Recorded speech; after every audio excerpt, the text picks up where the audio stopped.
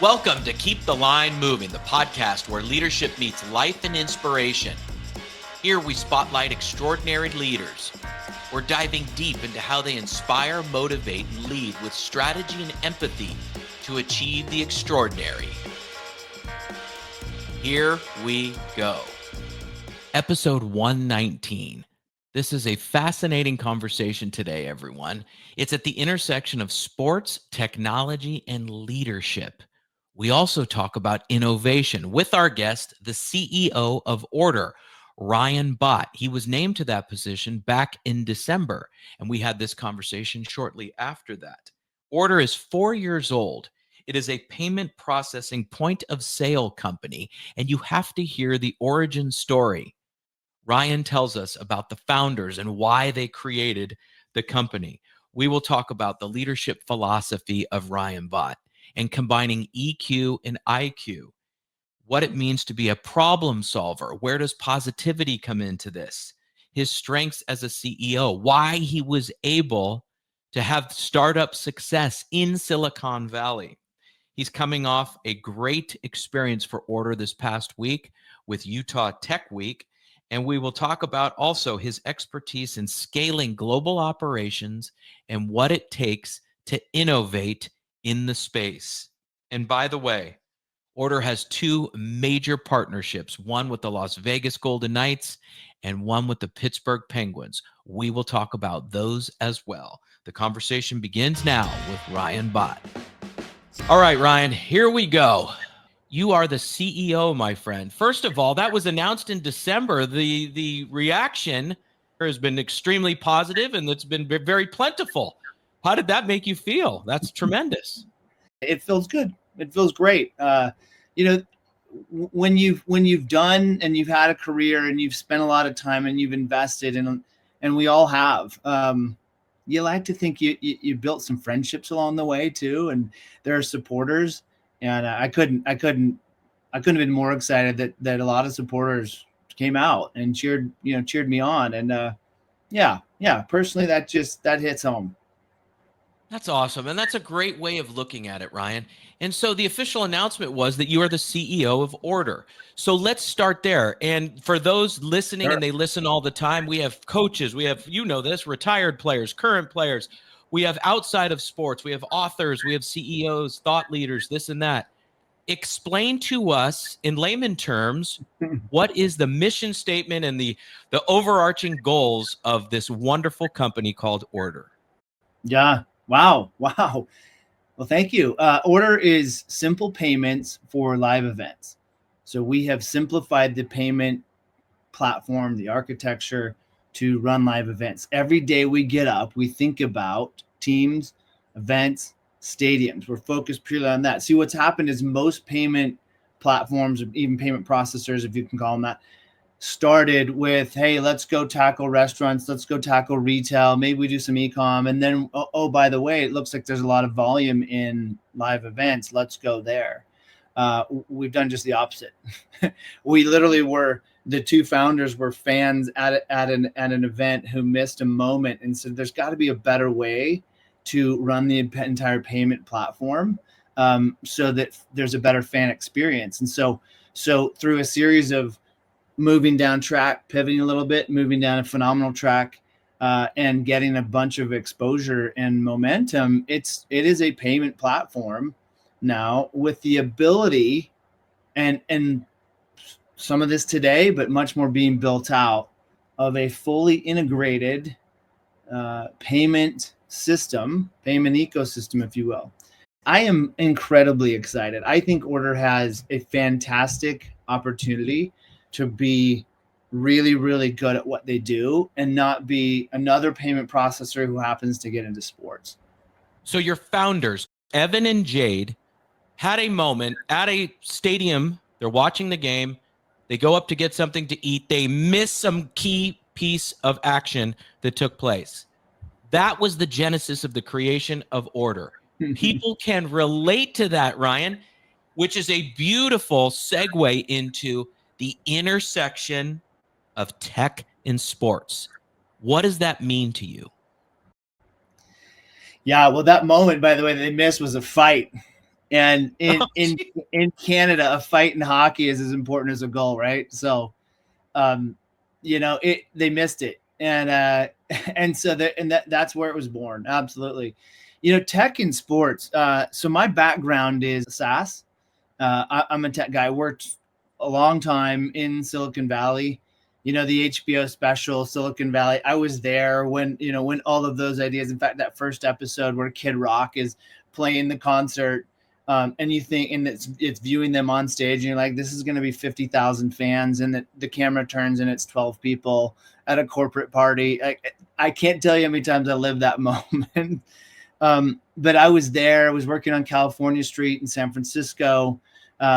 Before that, we had opened an office originally in Alviso, and then Mountain View, and then San Jose had offices, and always sort of San Francisco, Salt Lake City. And Salt Lake City became this really, pretty cool tech hub, and it's now I would argue is the leader in tech in the country. And it's been for a while, and that's boosted the economy. And well, an interesting thing happened, by the way, that kind of exemplifies this, and that's Ryan Smith, who starts Qualtrics, gets billions of dollars, phenomenal company. And then what does he turn? And he does what a lot of people do that have, that fortunate opportunity, is they buy a team. And Ryan Smith, we know each other. I'm not going to say we're friends, but he's done a phenomenal job at then building business with tech that plays sports. And that's what we see in Smith Entertainment Group. Well, that concept is now starting to play out team after team after team, right? What if we actually built an amazing business? And I don't want to say this interesting, I got to be careful with my words in front of all of your athletes and the people who will listen. But could you build a really interesting business with tech model that plays sports versus, I think what we're all used to, which is we have a team, let's see what we can do around that team. And he's proven that model. And he keeps getting rated, top business team, being recognized for what they're doing at Smith Entertainment Group, right? With the business environment. Well, okay, take that for a minute and just let that sink in, just let that digest where our team's headed. So, and what I mean by that is let's for example let's just take Utah hockey. Ryan, with their background, figured out early how to make strategic business moves before the hockey team was here. He happens to find a team he can buy fortuitously and does it. The business environment, the tech environment is set up so that when that team launches on ice, or the record on ice, which is a good record, by the way, is not as important as what's happening in that fan experience. And that fan experience has been incredible. And so season ticket renewals are already moving at a clip that you wouldn't think should happen. And that's because that environment existed. And I'm really interested to see which teams jump in first. SoFi and the new Titan Stadium in Nashville. I mean, these are amazing venues that are actually jumping in early. I'm fascinated to see where this all ends up. What's so interesting is when you do say tech and sports, you don't think there's a natural marriage there, right? You have these giant venues. You have the game on the field. Go get my beer, get the hot dog, this and okay. Now we've migrated to, non-paper ticketing, right? Everything's mobile and that's, and that, believe me, I was in sports when that transition was taking place. It's not easy for folks because you have so many generations that make up the fan base. But the way you talk about it makes it sound like it's been integrated for decades. And that, Ryan, if I may pay you a compliment, is why you're in the position that you're in, because you make it sound as if this is natural, not in an intimidating way. Because Ryan, for sports, for any industry, tech can be intimidating. So now let's dive into your role as the CEO and by the way, incredible deals with the Golden Knights, incredible deal with the Pittsburgh Penguins. Congratulations, there's more to come. But anyway, let me go back to what I was saying here. Your role as CEO, interfacing with current clients, potential clients, and your leadership team, including the founders, right? You have to make it not intimidating. You have to use language that makes it digestible. How do you do that? Yeah, thank you. And incredible deals with the Penguins and Knights. Couldn't be more excited. And yes, many more to come. Um, that has been so fun dealing with those teams. They're phenomenal teams. They really are. They are phenomenal teams, phenomenal organizations, phenomenal CEOs. And what I love about this business is they're really good people. People like you, Chris. I mean, we would not have met had I not jumped full into sports, right? So how do I lead as a CEO? I've led some really big organizations, and I think every time it comes down to, I'm just going to say this, right? People they give a certain amount. People can give more, but that gap between how they're currently operating today and where they could operate is not built by more KPIs. It's not filled in by more KPIs. It's not filled in by more stock incentive. I got to be honest. It's not filled in by more pay. This is a human issue. This is exactly what happens with athletes as well. And my son's a D1 athlete, one of the top 800-meter runners in the country. This close to going to the Olympic trials, qualifying for the Olympics. The gap between where I operate today and where I can operate, right? My potential. What is my total potential? From a leadership standpoint, is filled in on how I lead. How do I motivate? How do I take care of the human aspect? And this is the difference between IQ and EQ, right? People can operate to this level at IQ with IQ. We see it happen all the time. They're phenomenally smart. They know the business in and out. But can they operate at an EQ level? And if you look back at my history, and how I've tried to distill this, there's two things I've tried to get good at. I'm not saying I'm really that good at it. And listeners who know me will say, yeah. And I hope some do say, yeah, Ryan, those are your skill sets. One is the ability to distill this down into digestible information, right? Cut through the noise. We got a lot of opportunity. I mean, orders got momentum. There's a lot of opportunity. Got to cut through the noise and distill this down to what actually matters. I got to be able to convey that to the team. And then I've got to move into this EQ side, which means I'm helping you develop as a person because I know your potential is greater than where it is. And so the question becomes, how do I get there? How do I actually understand who I am? It comes down to coaching. Was there a coach available to guide you? It comes down to being humble. Am I willing to admit I'm actually not at my potential? Am I willing to have someone else view? Ultimately, we all need good people around us. I view my job as a coach. That's what a CEO does. I've got to be able to coach. I've got to be able to help. I've got to be able to identify. And if it's not your immediate boss, it's somebody else. People need coaches, because what do coaches really do at the end of the day? They see things that you don't. They have a different perspective. And so you need somebody to say, look, here's what I'm seeing. Here's what you're not seeing, because you're in the moment and I'm seeing it differently because I have a different vantage point. And that's what coaches do. What you said a minute ago is so important. You can understand the tech world. You could be a great coder. You could be an expert in AI. You could be tremendous at facilitating exits as startups. But if you don't work on the other side, which is, as you said earlier, the EQ, the IQ and the EQ. And let's be honest, as you get older, you start to realize the EQ is more important than the IQ or your specific skill set. So if you were to give a young entrepreneur in Silicon Valley or in Utah, Salt Lake City right now, advice on balancing the two, yeah, man, you got to know your stuff. You got to know the tech, you got to know the ins and outs, but don't neglect the EQ. What would you say? I love it. I love the way you're thinking about this. I would tell them squarely to be humble. You have to understand, you have to realize that people have built amazing things all around you. You have to realize that your skill set will only get you so far. And see that so it's a block. What happens is, I'm really smart, therefore I can produce. What I'm saying, and there are thousands of studies that back this up, right? So Patrick Lencioni, for example, wrote the great book, Five Dysfunctions of a Team.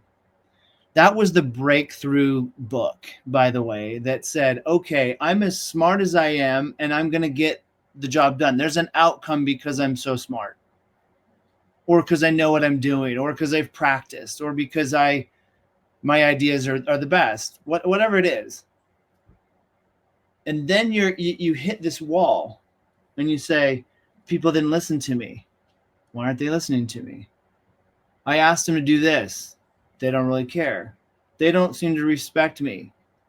And you have an opportunity as a CEO, or as any leader, by the way, any leader in any capacity, to dismiss it all and say this is their fault, fire the team, or say, maybe I'll have a dose of humility and learn what I need to learn to have the breakthrough occur.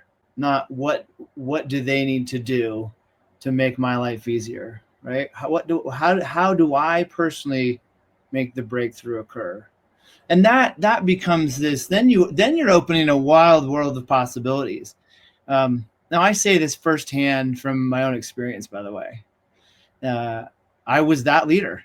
I was that leader in tech, thinking I've got my MBA, Arizona State, by the way, go Devils. I mean, and I figured it out, and I'm working in Silicon Valley, and I'm at these cool tech startups, and we just IPO'd, and you should listen to me. And I'm looking around, and I'm like, I'd leave these jobs, and I wouldn't have very many people say, I want to work with you again. I mean, it's not what they'd say, but I'm like, there should be a different feeling. What's happening here? On a first of these couple of jobs. And I'm like, it hit me. Ryan, you have not been humble enough to have the breakthrough occur. And that is when I got my own set of coaching. And it's been phenomenal. So Ryan, I spoke at a conference yesterday. Every conference that has a specific focus, tech, home development, travel, whatever the industry is, all involves people.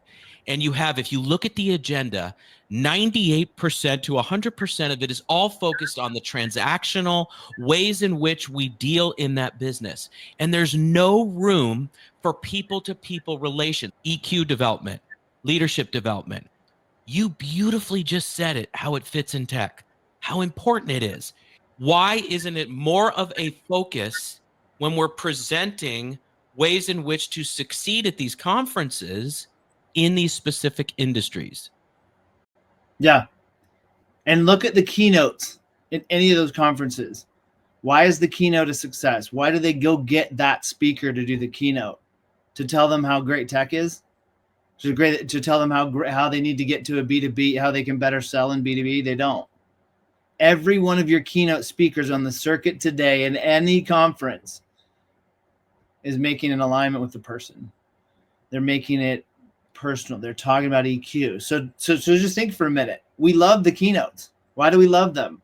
Because they speak to our heart. They speak personally.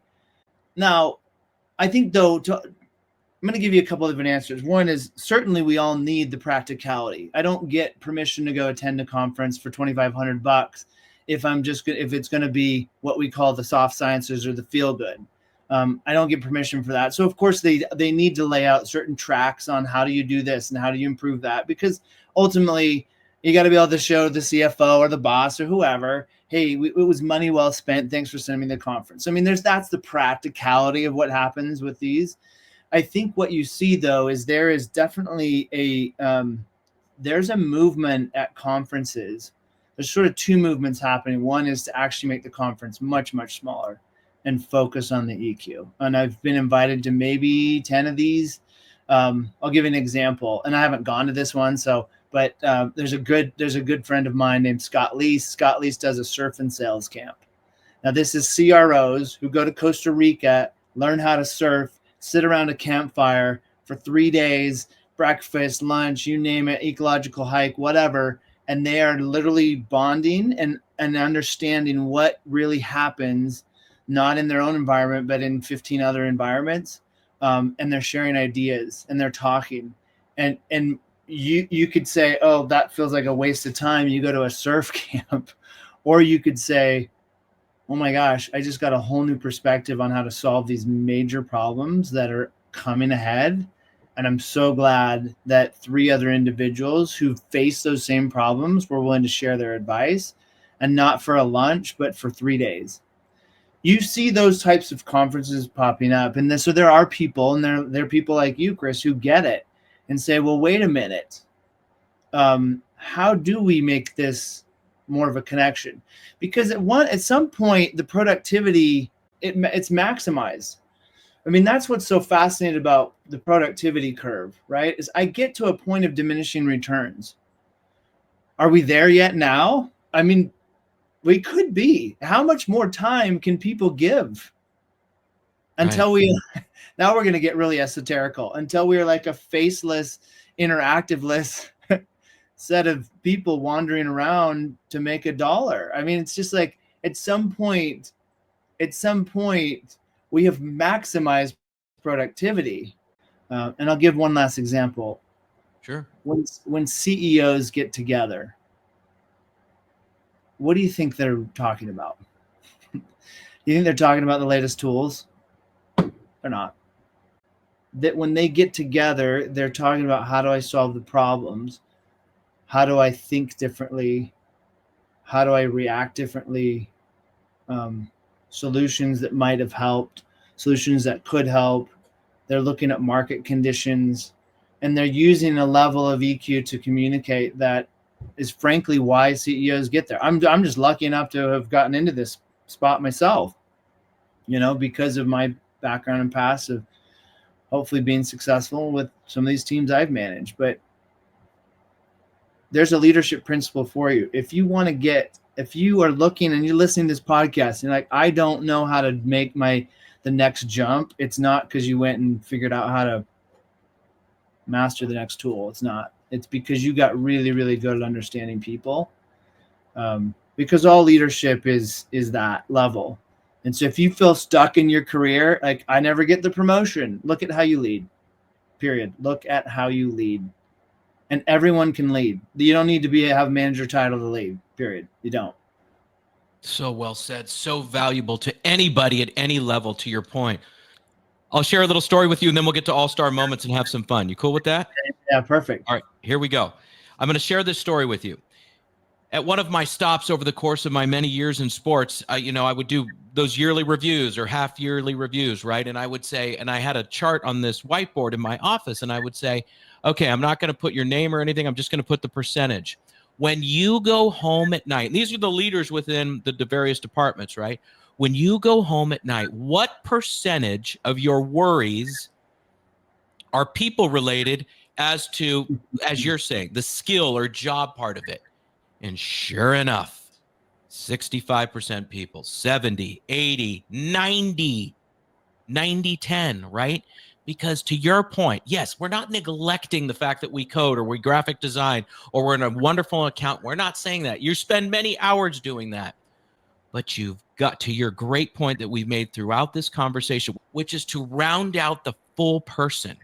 And especially at your level, but even for anyone that's a manager or a coordinator, make sure you're paying attention to your skill and your EQ. It's so valuable. Ryan, here we go. All-star moments. Love it. We will get to all-star moments in just a second.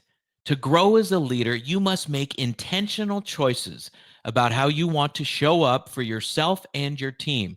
Are you ready to grow your leadership? The Gargano Leadership Group offers expert coaching, consulting, and workshops rooted in our 4 leadership pillars: curiosity, alignment, optimism, and self-awareness.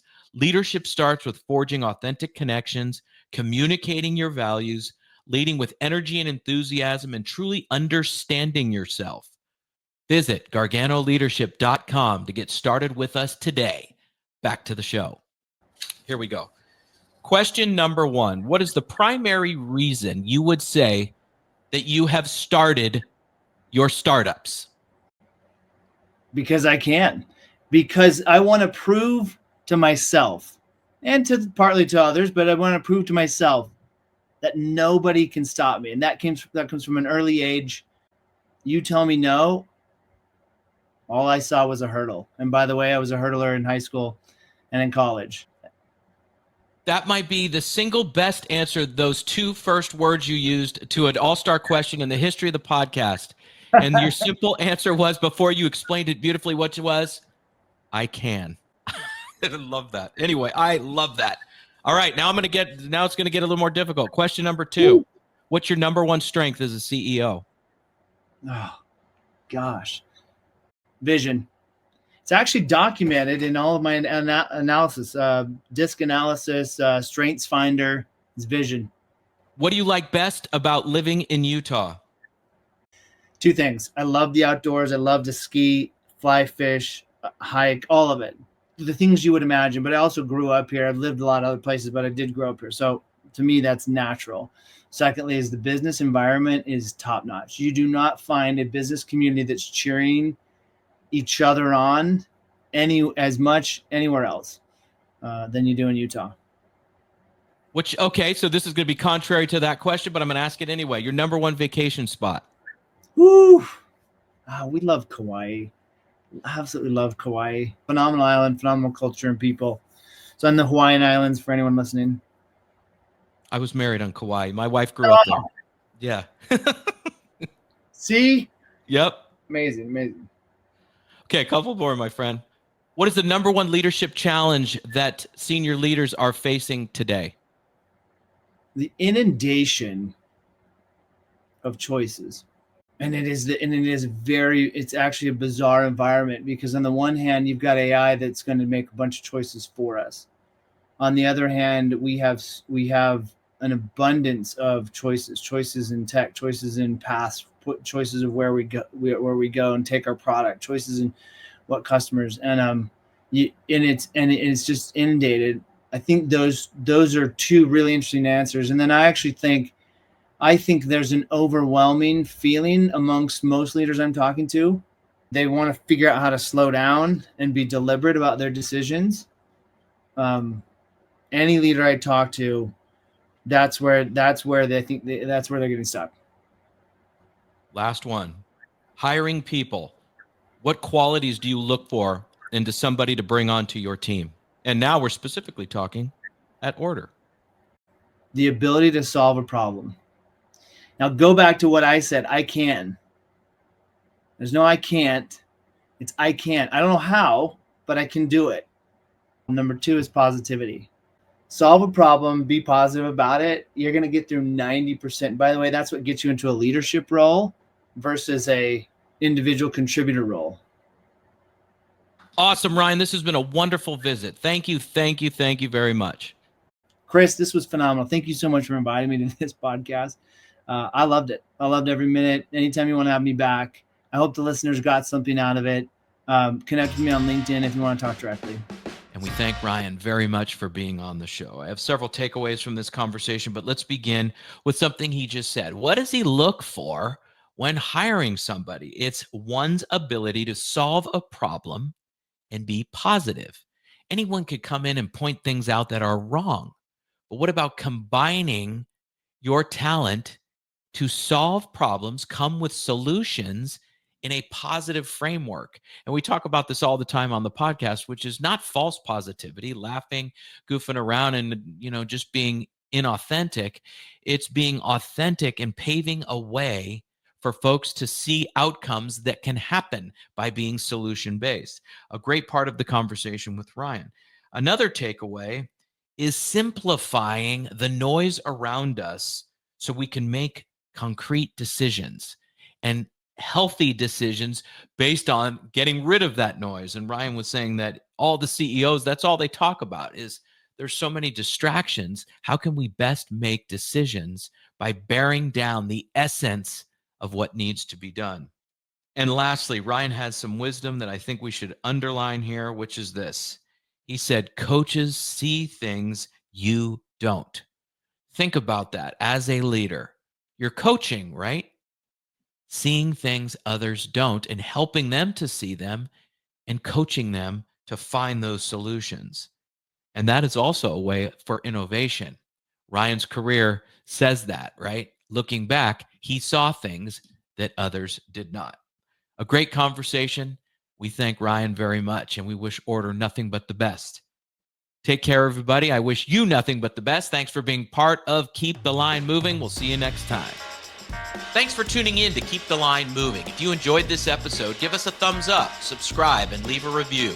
We'd love to hear your thoughts. Most importantly, share this podcast with your friends, family, and coworkers. It means the world to us. If you have a guest recommendation, visit our website at garganoleadership.com, where you'll also find all our archived episodes. For our marketing coordinator and the producer of this podcast, Savin Narwhal, I'm Chris Gargano. Have a fantastic week, everybody.